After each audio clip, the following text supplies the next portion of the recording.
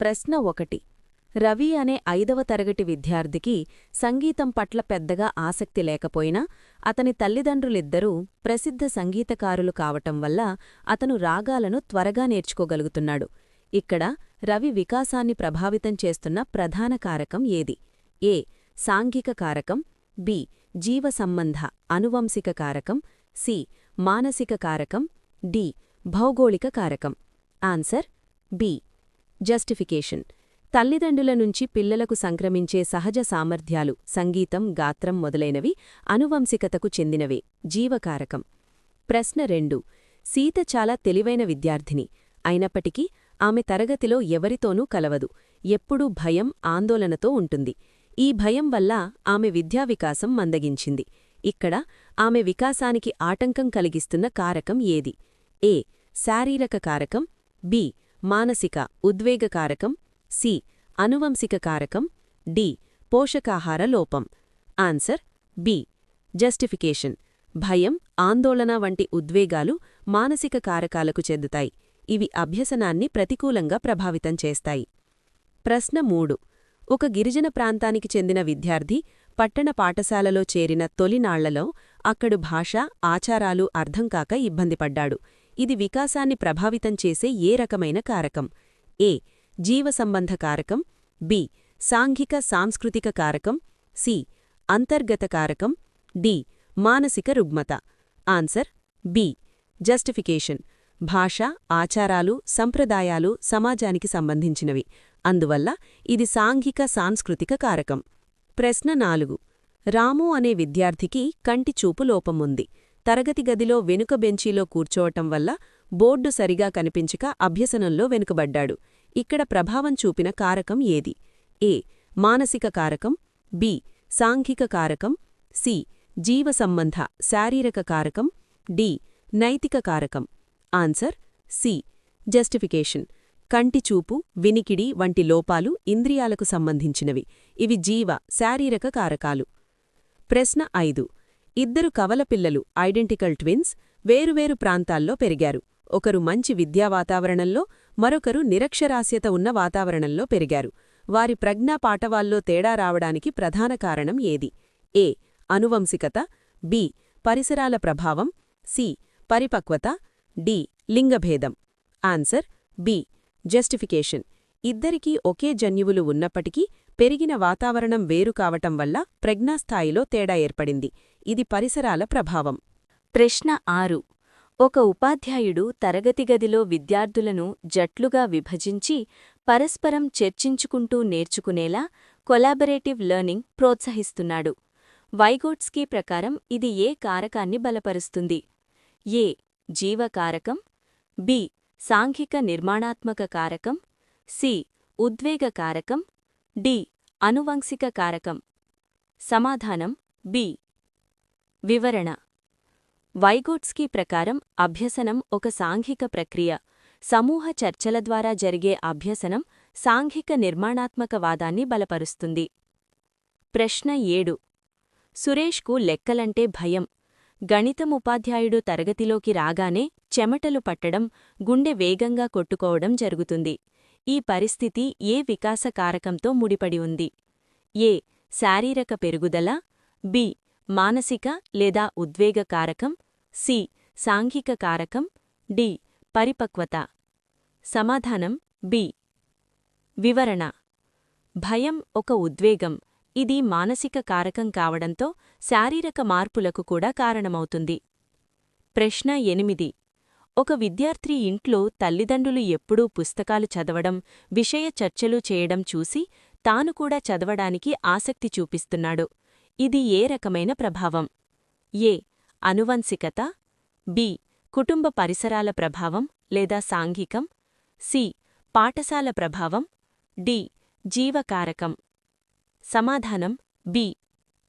వివరణ. కుటుంబ సభ్యుల అలవాట్లు పిల్లల ప్రవర్తనపై ప్రభావం చూపుతాయి. ఇది కుటుంబ పరిసరాల ప్రభావం. ప్రశ్న 9. వికాస కారకాలలో ప్రకృతిగా పిలువబడేది ఏది? ఏ. పాఠశాల, బి. అనువంశికత, సి. సమాజం, డి. ఆహారం. సమాధానం బి. వివరణ: సైకాలజీలో ప్రకృతి అంటే అనువంశికత, పెంపకం అంటే పరిసరాలు. ప్రశ్న 10. రాజుకు 10 సంవత్సరాల వయసు ఉన్నప్పటికీ హార్మోన్ల అసమతుల్యత వల్ల 15 సంవత్సరాల బాలుడిలా ఎత్తు, బరువు కలిగి ఉన్నాడు. దీనివల్ల ఆటల్లో చురుకుగా పాల్గొనలేకపోతున్నాడు. ఇది ఏ కారకం? ఏ. మానసిక కారకం, బి.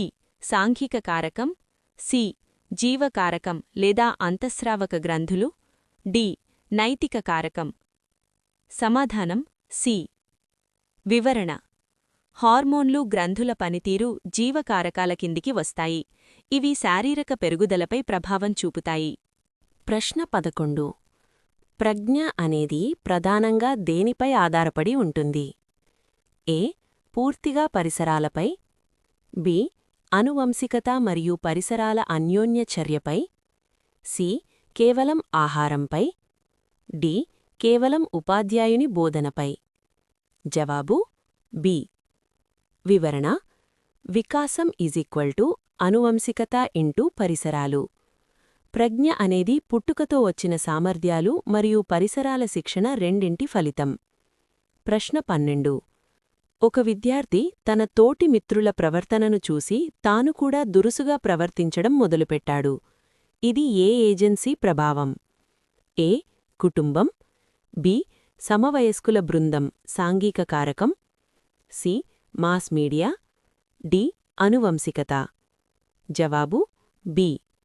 వివరణ: సమవయస్కుల బృందం పిల్లల సాంఘిక వికాసాన్ని ప్రభావితం చేసే ముఖ్యమైన సాంఘిక ఏజెన్సీ. ప్రశ్న 13. ఎలిజబెత్ హర్లాక్ ప్రకారం వికాసం అనేది పరిపక్వత మరియు డాష్ల ఫలితం. ఏ. అభ్యసనం లెర్నింగ్, బి. ఆహారం, సి. ఆటలు, డి. నిద్ర. జవాబు ఏ.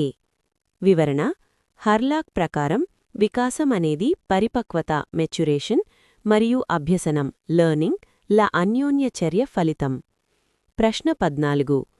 ఒక పేద విద్యార్థికి సరైన వనరులు లేకపోయినా అతనిలో ఉన్న బలమైన సాధనా ప్రేరణ అచీవ్మెంట్ మోటివేషన్ వల్ల ఐఏఎస్ అధికారి అయ్యాడు.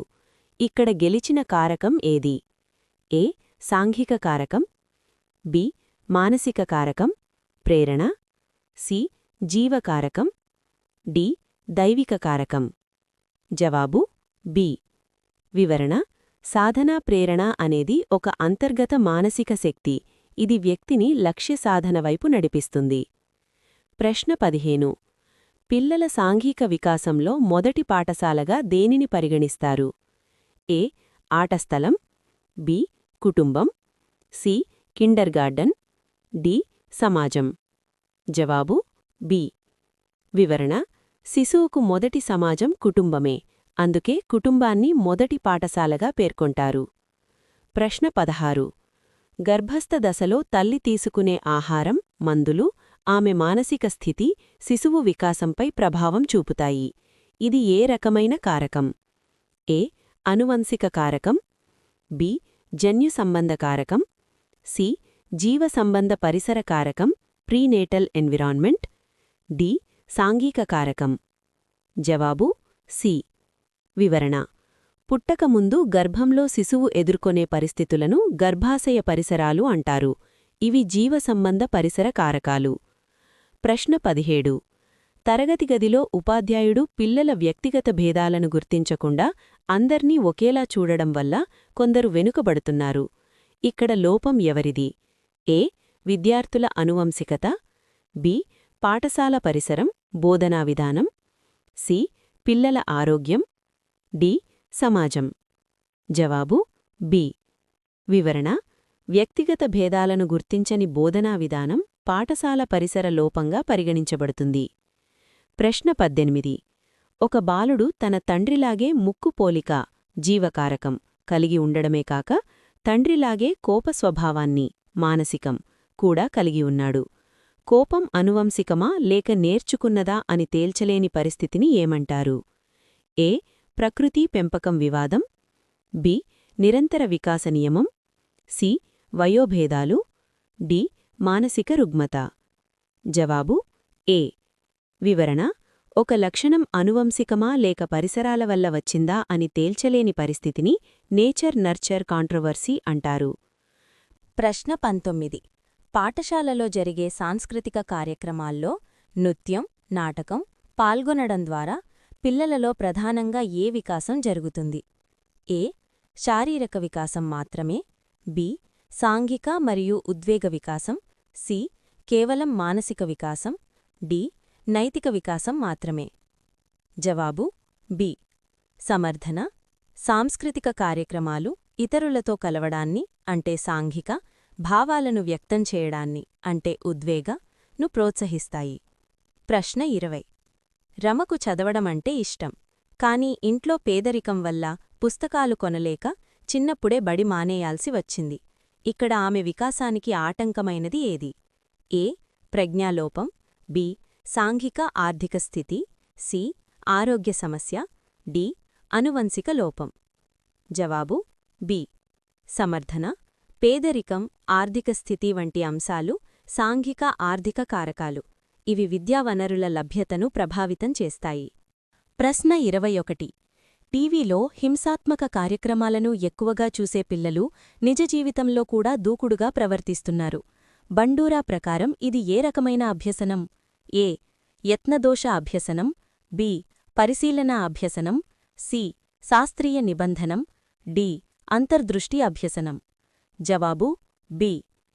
జస్టిఫికేషన్: ఇతరులను లేదా మాధ్యమాలను గమనించి నేర్చుకోవడాన్ని పరిశీలన అభ్యసనం, అబ్జర్వేషనల్ లెర్నింగ్ అంటారు. ప్రశ్న 22. పిల్లవాడు 6 నెలలకు కూర్చోవడం, 12 నెలలకు నడవడం అనేది ఏ ప్రక్రియను సూచిస్తుంది? ఏ. అభ్యసనం. బి. పరిపక్వత మ్యాచురేషన్. సి. సాంఘికీకరణ. డి. అనుకరణ. జవాబు బి. వయస్సుతో సహజంగా శిక్షణ లేకుండానే జరిగే క్రమబద్ధమైన మార్పులను పరిపక్వత అంటారు. ప్రశ్న 23. ఒక విద్యార్థికి క్రీడాకారుడు కావాలనే ఆసక్తి ఉంది, కానీ తల్లిదండ్రులు చదువుపై ఒత్తిడి చేస్తున్నారు. ఈ పరిస్థితి వల్ల విద్యార్థిలో ఏర్పడే మానసిక స్థితి ఏది? ఏ.